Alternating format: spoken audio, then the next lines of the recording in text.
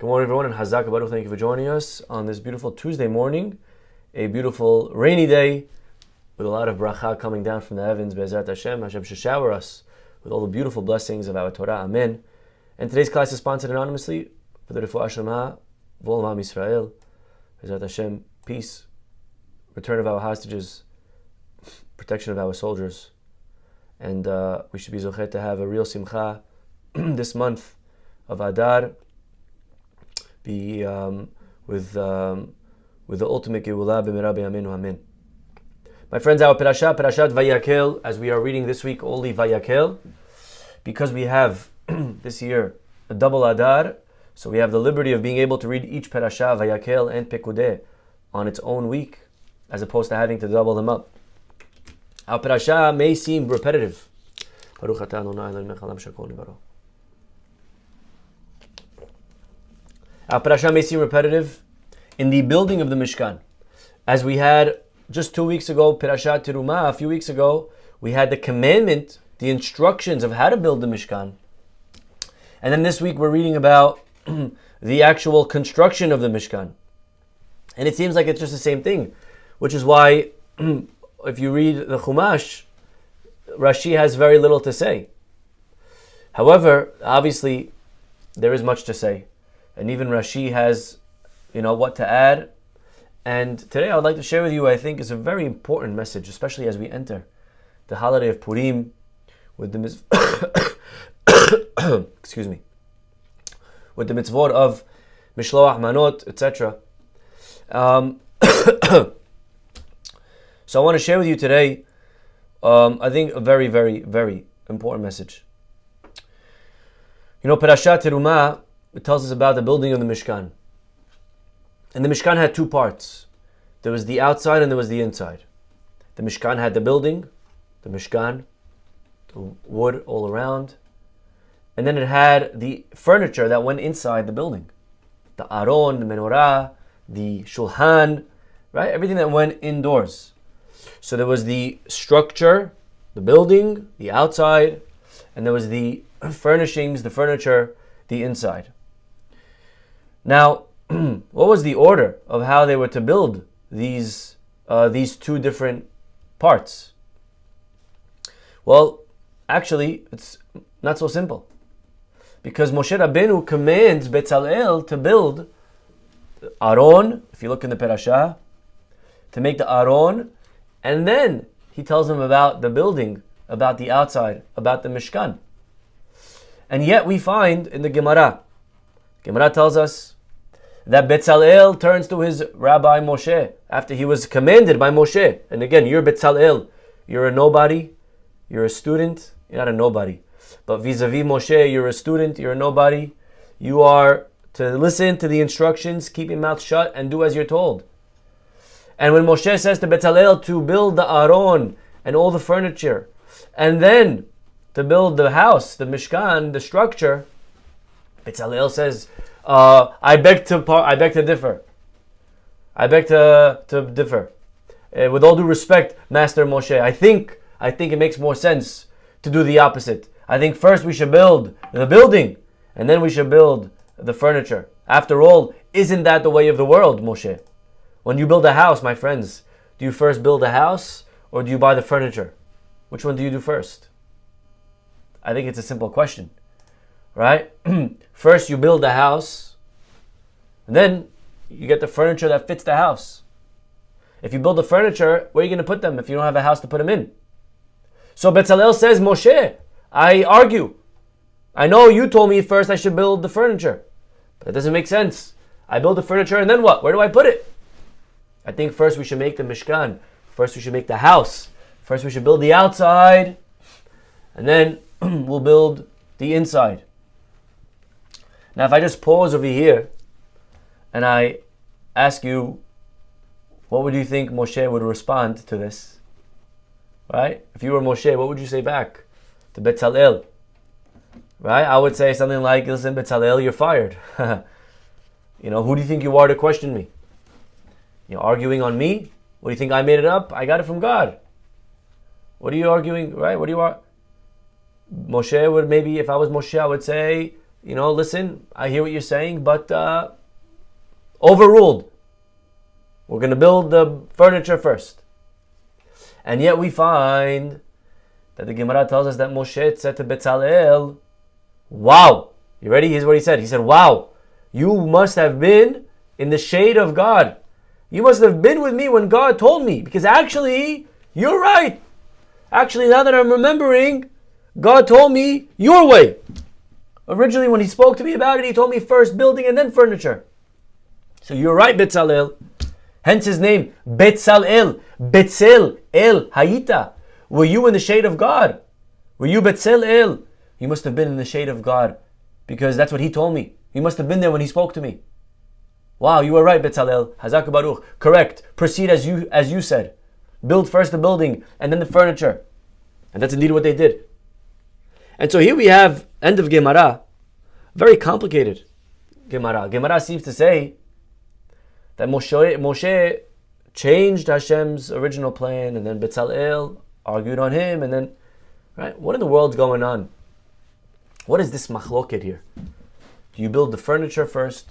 Do you build the building first? And what is the message, my friends, for us? Rabbi Heller explains a very deep idea. We often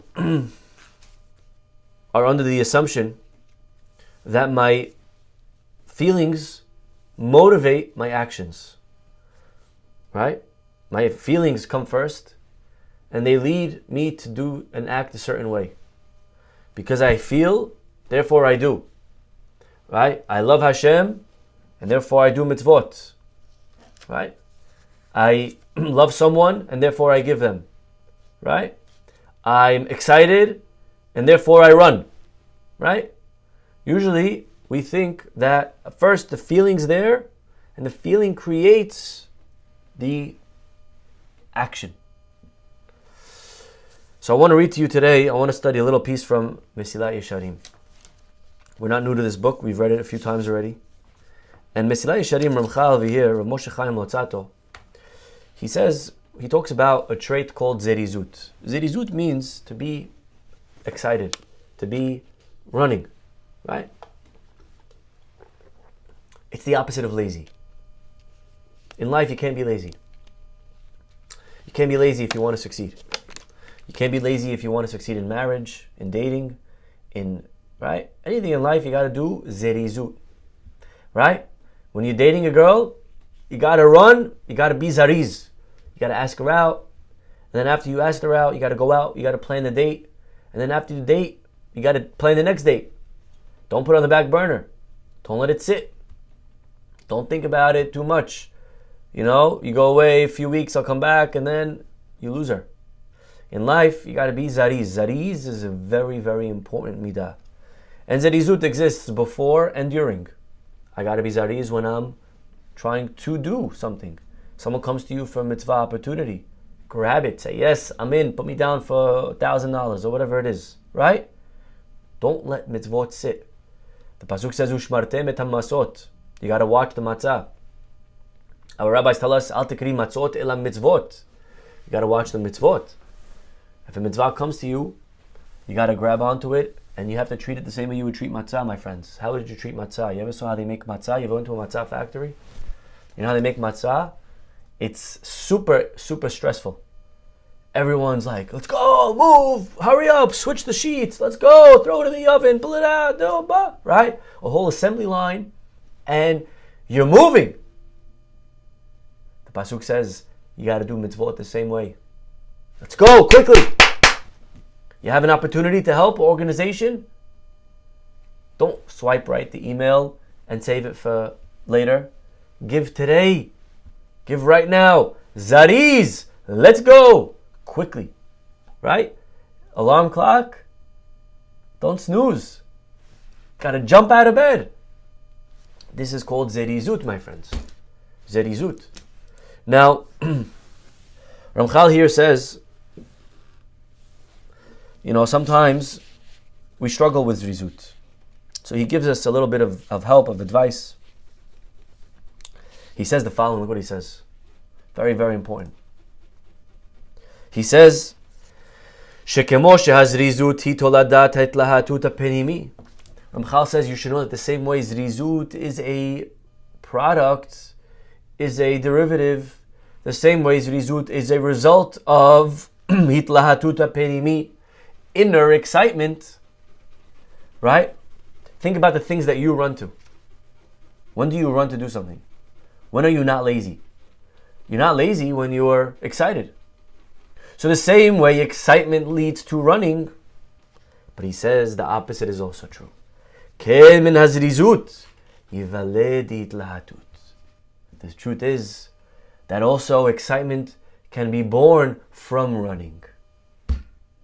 The same way excitement leads to running, running could also lead to excitement. If you run when you're doing a mitzvah and you're moving quickly, you're not really excited. Inside, you're not there. There's no feeling that you have. But you do it anyways, with excitement. So running could create an inner excitement, an inner fire. This is called pumping yourself up. How do you pump up? Sometimes you're not pumped. Sometimes inside, you're very blah. You're not in the mood. But you know what? Ramchal here is saying something very powerful.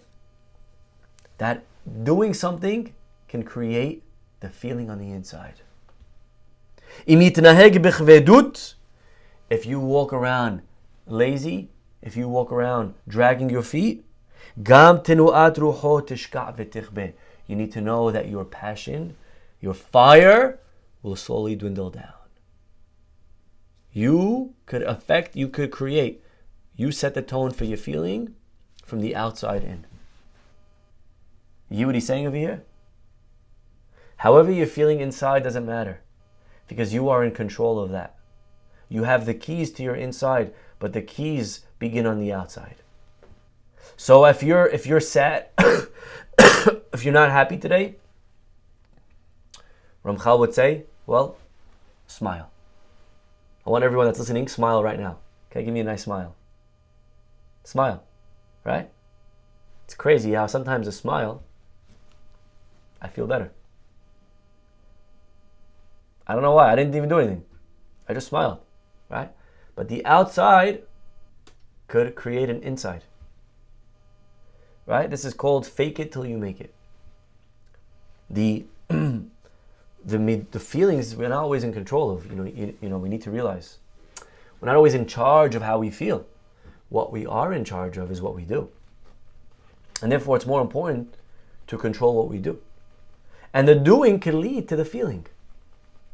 So I'm often under the impression that I need to feel a certain way in order to do a certain thing, but the truth is you could create that feeling. You know, there's a commandment to love every Jew. Now, sometimes there's people that we don't love. I don't like her. They hurt me, they annoy me, their existence just irks me, right? I don't know, whatever it is. There's some people that we just don't like. For whatever reason, maybe it's justified, maybe it's not justified. But there is a mitzvah to try to remove that hate. How do I do that? How do I remove hatred? Ramchal says you want to remove hatred. Do on the outside things that you would do for someone that you love. What would you do to someone that you love? You would give them. So give this person. You don't love them, but give them anyways. And the giving will lead to a love. And this is what Rav Dessler writes explicitly. Rav Dessler says it's true that loving leads to giving. If I love you, I'll give you. But he says the opposite is also true. If I give you, I'll start loving you. And that's why the word ahava, love, comes from the word have, to give. Because the way to start loving is by giving. If there's someone that I don't like, I could just simply give them something. It could be, I did them a favor, I picked up something for them from the cleaners, I called them up, and I said, hey, I'm in the store, would you like me to pick you, right, to get you something? Whatever it is, but I just do something. I could give them a book in the synagogue, here, I got you a sidur, I could, right? Giving leads to love. So it's true that ideally I would want the feeling to be there. I love and therefore I give, but sometimes the feeling's not there. And it's okay. You could generate the feeling. You could create a feeling by doing. And the doing on the outside leads to the feeling on the inside. By simply giving somebody. It's an amazing thing. Go to someone that you don't like and just do them a favor. It's a crazy thing how all of a sudden I like them. It's very weird how that happens. But that happens, that works. Right? I think psychologically the reason that happens is because deep down we all love ourselves. And when I give from me to you, there's a part of me that I've invested in you, and I'm really loving the me that's in you. That may be a little bit of a deeper idea, but the point is that bottom line, I could create love. So we have a holiday coming up, my friends, called Purim. And on Purim, there's a beautiful mitzvah, 4 mitzvot, the mems, the 4 mems. And one of the mitzvot of the day is Mishloach Manot, to give a gift, a basket of 2 different foods to a person. Mishloach Manot. We have to do that on Purim. We have to do that on Purim.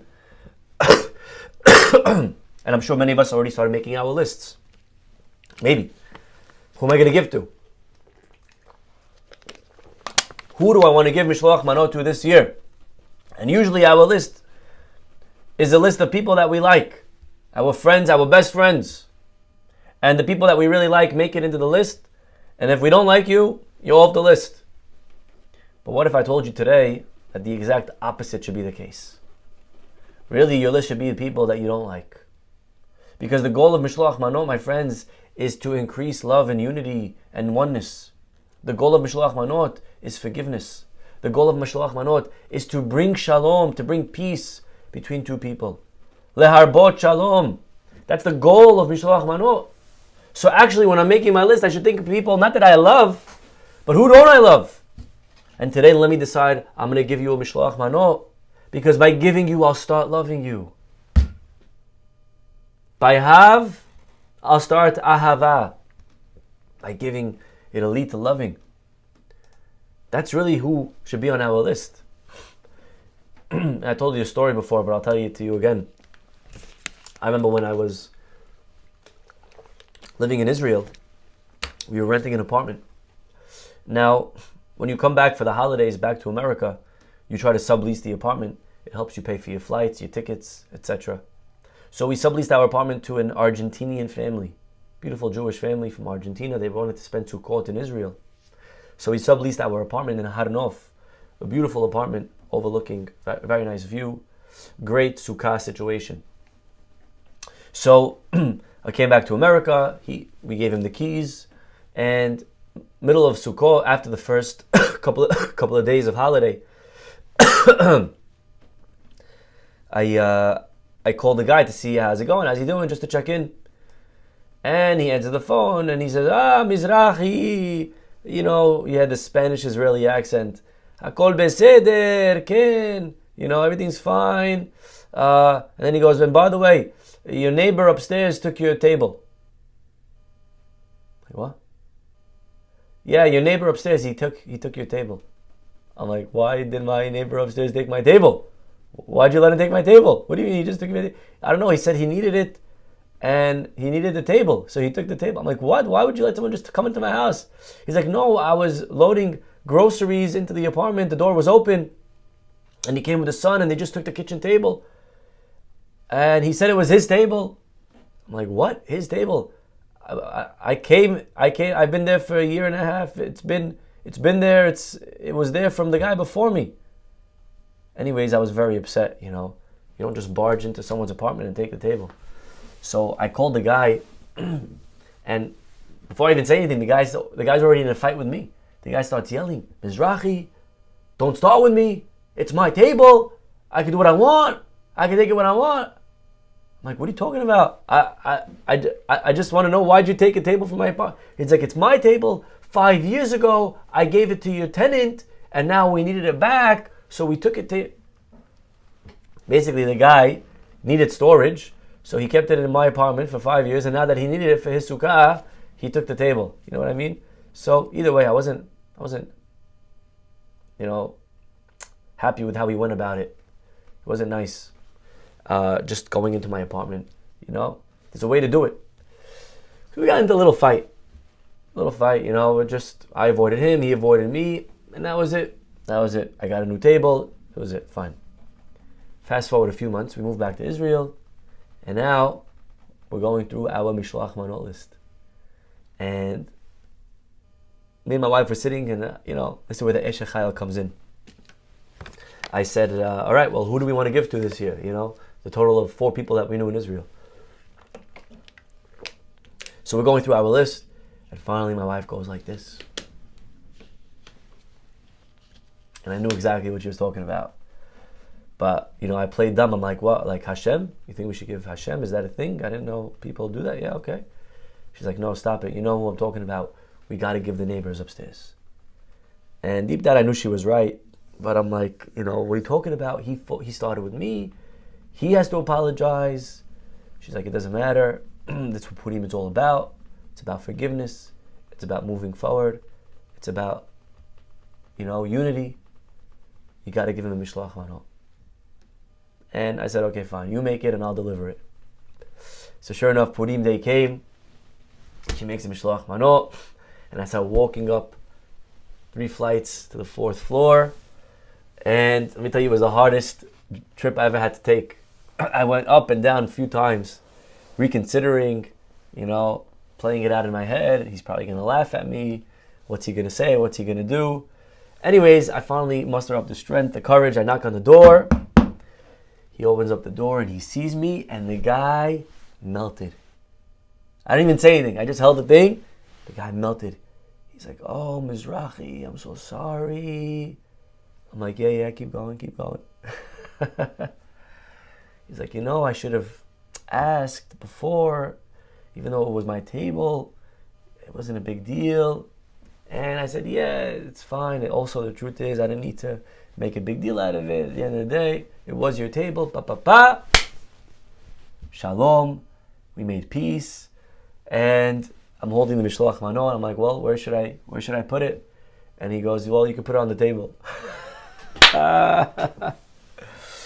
No kidding, he didn't say that.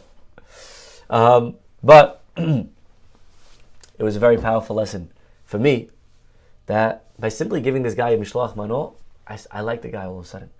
It was very weird, but it worked. And this is exactly what Rav Moshe Chaim Otato is saying. That when there's feelings that are not there, don't worry about the feelings. Just do. The doing generates the feelings. Sometimes we don't love Hashem. Rabbi, I'm not in love with Judaism right now. Just not feeling Judaism. You know what? It's fine. Do Jewish things anyways. Do mitzvot. And you'll see that by giving God, you'll start loving God. It's such a powerful idea, my friends. I cannot tell you. It's literally a game changer. It's everything that we want to work on the inside. But it's realizing that the key is from the outside. Working on the midah is very difficult. Working on anger, almost impossible. Forget about getting angry. Worry about just doing what you do. Do the things that a not angry person would do. What would that look like if you weren't angry? What would that look like if you were patient? Right? Someone locked you out of the house. You're angry. It's okay. Act as if you're not. Right now you're angry. It's okay. But that feeling, remain angry. But just do whatever anger is not. Right? What would angry? And sometimes we do that, by the way. Okay, breathe. I'm calm. I'm not gonna get angry, right? We do those things on the outside. And really that's the trick. The trick is to do what we are in control of, which is, i.e., our actions. We are in control of what we could do, of how we act. So worry about that. Don't worry about the inner feelings. Just act patient. And you'll see slowly with time, you'll become patient. Act excited. And you'll see, you'll start getting excited. Forgive, give the person. And you'll see that you'll start to forgive the person. Right? do the things on the outside, and they'll generate a feeling on the inside. And it's true with so many midot, my friends. The way in is from the outside. So we come back to this interesting debate between Moshe and Betzalel. Moshe argued that we should build the Aron first, and then the Mishkan. Betzalel said, no, we should build the Mishkan and then the Aron. First the outside and then the inside. And what they're really arguing about is a much deeper argument that has nothing to do with the Mishkan, but really all of life. You see, the Mishkan is just a example, it's a metaphor. It corresponds to the limbs, to the human being. And so their argument is about a man, it's about a human, it's about life, it's about character. It's about how do we grow? What should be the order of things? And Moshe says, well, first you have to have the feeling. First you have to build the Aron. First is the inside. And then you have the outside as a result. Now that is true, but that's only a very high level person. Sometimes in life, most people are not on a high level. Sometimes we're just not excited. You're right, in an ideal scenario, in an ideal world, I should be pumped to go to the gym. I should be pumped but sometimes that's not the case. I'm just not pumped. It's not there. Sorry. I'm not excited. And so Betzalel says back, Moshe, it's true. Aron should lead to the Mishkan. Inside leads to the outside. But the way of the world, meaning most people are not on that level. Most people need outside in. Most people, the way to work on their feelings is through the actions. And so we find that this machloket actually manifests itself between Moshe and Betzalel in the 2 paragraphs that we say of the Shema every day. We begin the first paragraph with the words Ve'ahavta et Adonai Elohecha b'chol levecha v'chol nafshecha v'chol me'odecha. What does that mean? It means you should love God. So the first paragraph is talking about a person who loves God. And then right after it goes and it says that you should do the commandments.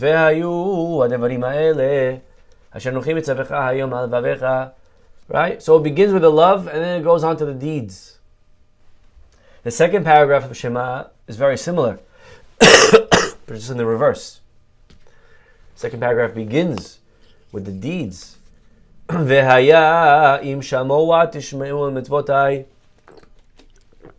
begins with the doing.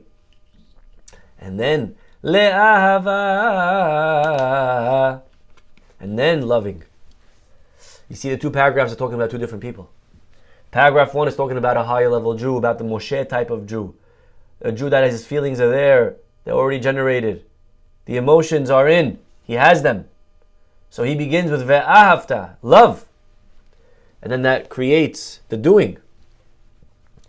But the second level, the second type of Jew, the second paragraph is a lower level.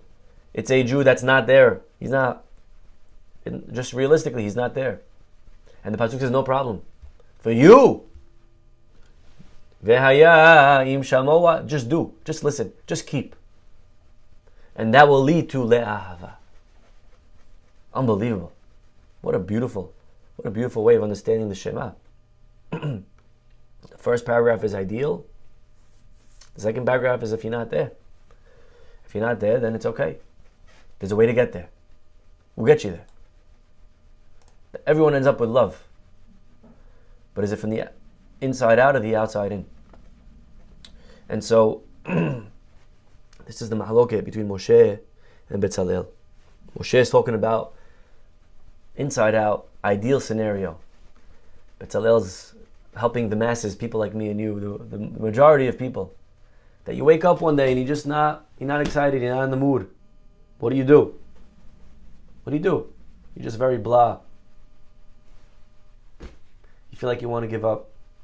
Maybe you're sad, maybe borderline depression. What do you do? And Betzalel would say, well, let's work on the outside. Smile. Give. Help. And you'll see at the end of the day, wow, you know what? I feel good. I didn't work on the feeling. I worked on the action, but the action generated the feeling. That's why you see sometimes people going like this before they pray. What are they doing? They're trying to outwardly create an inner movement. By going like this, all right? So sometimes the outside could generate an inside. And this is, I think, something that we could really apply in all of our relationships. May Hashem bless us to be able to always have that passion, but to also have the discipline to know that if the passion is not there, that the passion is something that we can create with our actions from the outside in. Okay, we'll stop over here, everyone. Have a wonderful day. Hopefully we'll see you all tomorrow. Bye-bye.